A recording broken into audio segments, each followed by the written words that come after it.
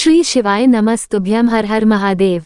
दोस्तों, आप सभी लोग जानते हैं कि 28 जुलाई 2025 यानी सोमवार को पड़ रही है सावन महीने की विनायक चतुर्थी। और दोस्तों, ये वह तिथि है जो श्रावण महीने में पड़ने वाली सबसे बड़ी तिथि है, क्योंकि यह सोमवार के दिन पड़ रही है और इसका बहुत ही बड़ा और विशेष महत्व होता है। और पूज्य गुरु जी ने कहा है, अगर कभी भी मौका लग जाए और श्रावण महीने की विनायक चतुर्थी सोमवार को पड़ जाए तो आप लोगों को 108 चावल के दाने का उपाय तो अवश्य ही करना चाहिए।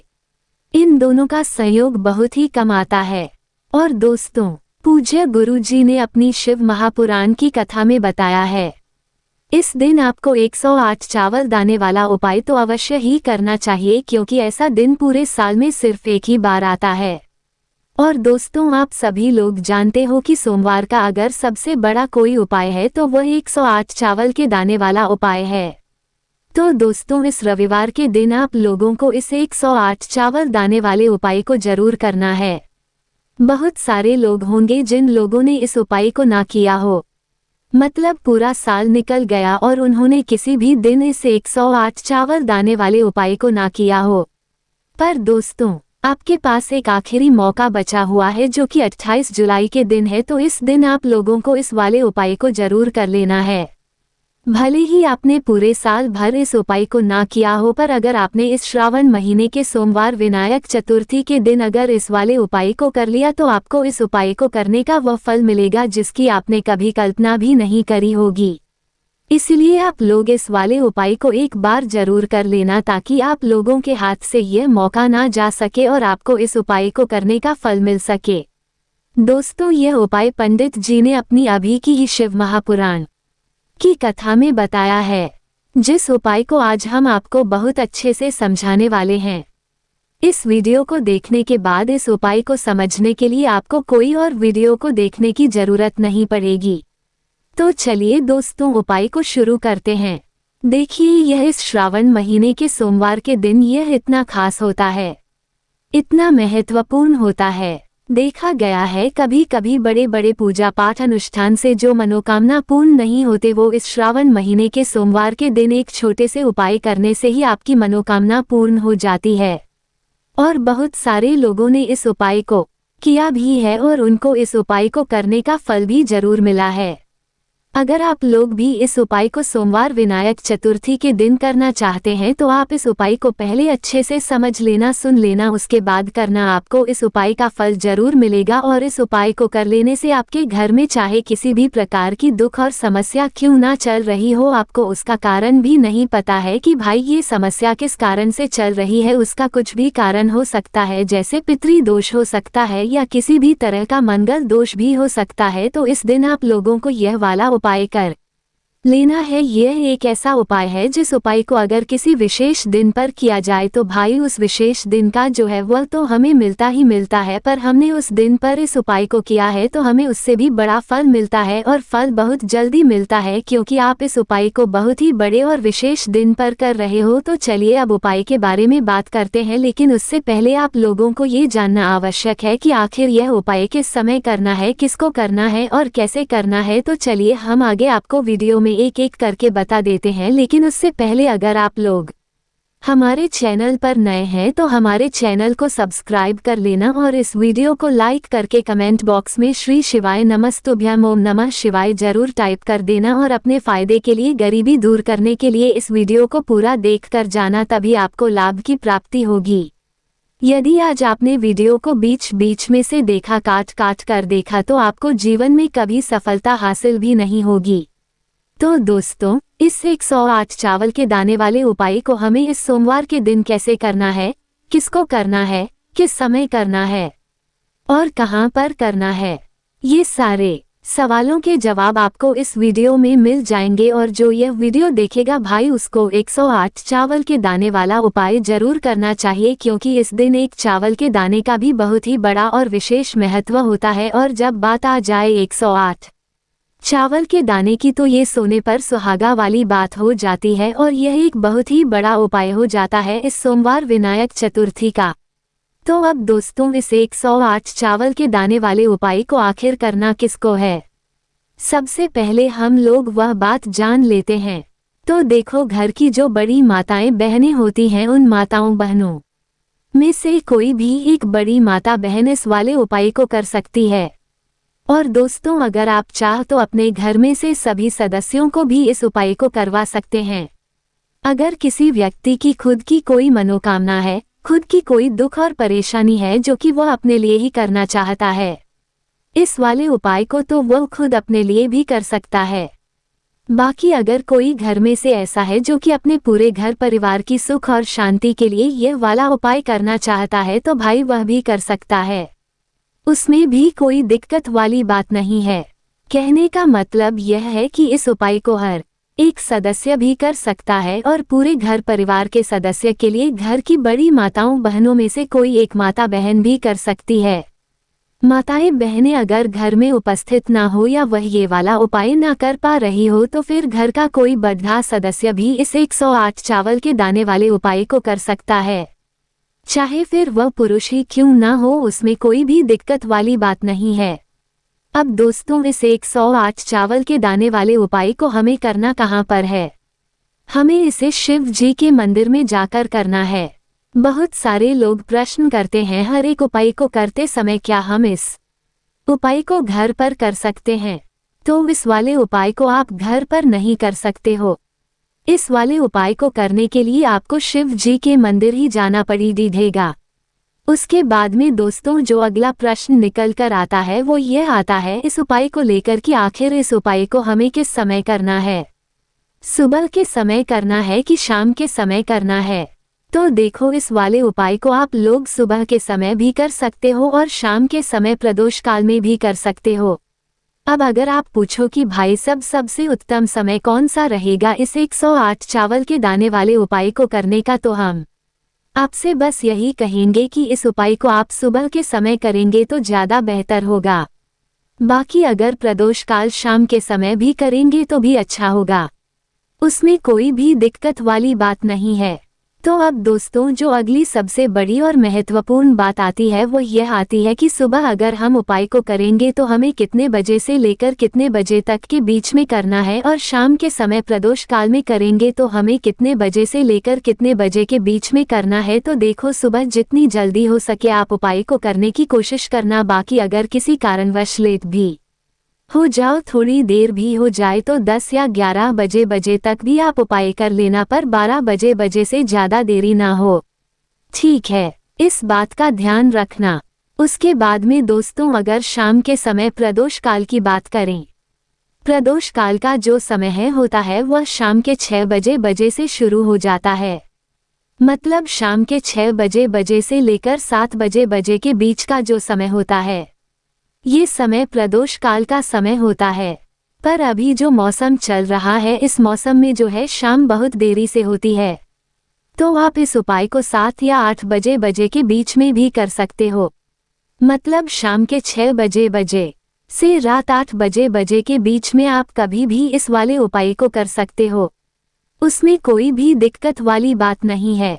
अब दोस्तों, यहाँ पर इस उपाय को लेकर एक और सबसे बड़ी बात यह निकल कर आती है कि इस 108 चावल के दानों को हमें लेना कहाँ से होता है, और हमें इस उपाय को करने के साथ में क्या और कुछ भी सामग्री ऐसी होती है जो शिव जी के मंदिर लेकर जानी पर डरती है। तो देखो, यहाँ पर हम आपको बता दें। सबसे पहले आप लोग ये जान लो कि यह जो 108 चावल के दाने वाला उपाय है, सिर्फ और सिर्फ आप उपाय की सामग्री लेकर कभी भी शिव जी के मंदिर मत जाना, क्योंकि हमें भगवान के सामने यह नहीं दर्शाना है कि अगर हम भगवान शिव जी के मंदिर आए हैं तो अपने फायदे के लिए आए हैं। तो इसलिए जो भी पूजन सामग्री है, उपाय सामग्री है, 108 चावल के दाने, इसके साथ में आपको पूजन सामग्री भी जरूर लेकर जाना है। देखो, अगर सुबह के समय उपाय कर रहे हो तो सीधी सी बात है, 1 लोटा जल तो आप लेकर जाओगे ही जाओगे। वही 1 लोटा जल अगर मिट्टी का जल हो तो बहुत अच्छा रहेगा। मिट्टी का जल कैसे बनाया जाता है, इसके लिए हमने पहले से बहुत सारी वीडियोस बना दी है। आपके पास इस दिन एक आखिरी मौका रहेगा मिट्टी का जल शिव जी पर चढ़ाने का, और उपाय को करने का बहुत बड़ा आपको इस दिन फल मिलेगा। तो इसलिए इस दिन हो सके तो भाई मिट्टी का जल चढ़ाना, तो अपने साथ में कम से कम 1 लोटा जल तो आपको लेकर जाना ही जाना है। अगर मिट्टी का जल नहीं है तो घर का जल भी आप इस्तेमाल कर सकते हो। इसके अलावा जो भी पूजन सामग्री है, देखो 108 चावल के दाने ये अलग आपके रहेंगे और जो आपकी पूजन सामग्री रहेगी वह अलग रहेगी। पूजन सामग्री में आप जो भी चीज लेकर जाना चाहे वह लेकर जा सकते हैं, उसमें कोई भी दिक्कत वाली बात नहीं है। वहीं अगर हम बात करें शाम के समय की, तो शाम के समय शिव जी पर जल नहीं चढ़ता है, इसलिए शाम के समय आप लोग एक दीपक तैयार कर लें जो कि गोलबत्ती का आटे का शुद्ध देसी गाय का घी का होगा, है ना। इस बात का आप लोगों को ध्यान रखना है और इस दीपक को आपको घर से जलाकर नहीं लेकर जाना है, भगवान शिव जी के मंदिर में जाकर ही जलाना है। इस बात का भी आप लोगों को ध्यान रखना है। अब दोस्तों यहाँ पर हमें इस बात को समझना है कि यह 108 चावल के दाने हमें लेना कहाँ से है। क्या हमें दुकान से लेकर आना है या हमें अपने घर से लेना है या कहाँ से लेकर आना है और कौन से चावल लेना है, क्योंकि चावल भी बहुत प्रकार के होते हैं। तो देखो इन सभी सवालों के जवाब आप लोग एक बात में सुन लो कि भाई ये जो उपाय है, इस उपाय में आपको यह नहीं देखना है कि भाई कौन से चावल है कौन से चावल नहीं है। बस जो भी चावल ले रहे हो वह चावल का दाना सबूत होना चाहिए, मतलब साबुत होना चाहिए, टूटा हुआ नहीं होना चाहिए, कटा पिटा नहीं होना चाहिए। ये बात आपको ध्यान रखना है। बाकी आपका चावल बासमती हो या सादा चावल हो या कोई सा भी चावल हो, उसमें कोई भी दिक्कत वाली बात नहीं है। तो सीधी सी बात है कि आपके घर के रसोई घर में जहाँ पर आप भोजन बनाते हो, वहाँ पर जो भी चावल आपके उपस्थित हो, उन चावलों में से अपनी एक कटोरी भर लेना या एक मुट्ठी चावल अलग से निकाल कर रख लेना, क्योंकि हम 108 चावल ही यहाँ पर इस उपाय में लेने वाले हैं। तो हमें ये चावल के दाने गिनकर निकालने पड़ेंगे।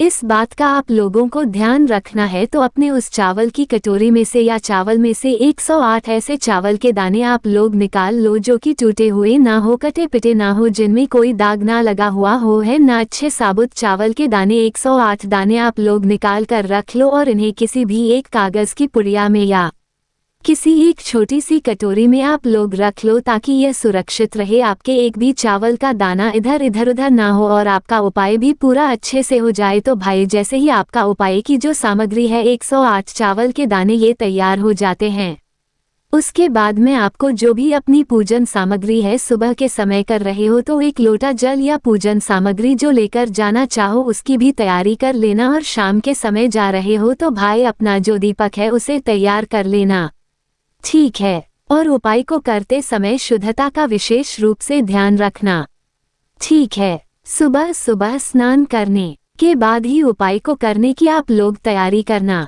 उसके बाद अगर शाम के समय की बात करें तो शाम के समय आपको स्नान करने की जरूरत नहीं है, पर शुद्धता का ध्यान रखना है। आपको स्नान तो नहीं करेंगे, आप हाथ मुंह धोकर भी इस वाले उपाय को शाम के समय प्रदोष काल में कर सकते हैं, इसमें कोई दिक्कत वाली बात नहीं है। तो आप अपने उपाय की पूरी सामग्री तैयार करके आपके पास ही में जो आपका शिव मंदिर हो वहां पर पहुंच जाइए। सबसे पहले शिव मंदिर में जाकर आप लोगों को उपाय नहीं करना है, पहले भगवान के दर्शन करना है, भगवान से आशीर्वाद प्राप्त करना है, फिर शिव जी की शिवलिंग के पास में आना है। शिवलिंग के पास में आने के बाद आप जो पूजन सामग्री लेकर आए हुए हैं, जैसे कि सुबह गए हुए होंगे तो एक लोटा जल और जो भी पूजन सामग्री लेकर आए हैं आप उनसे भगवान शिव जी की पूजन कीजिए। सबसे पहले तो एक लोटा जल ही चढ़ेगा, उसके बाद में आपकी पूजन सामग्री चढ़ेगी।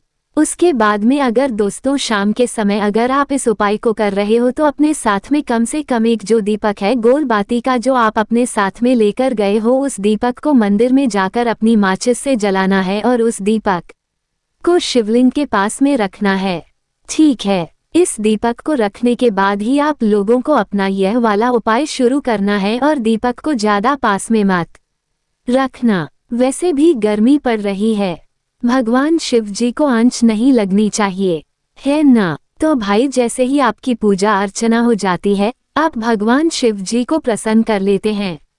उसके बाद में शिवलिंग के पास ही में आप कहीं पर बैठ जाइए।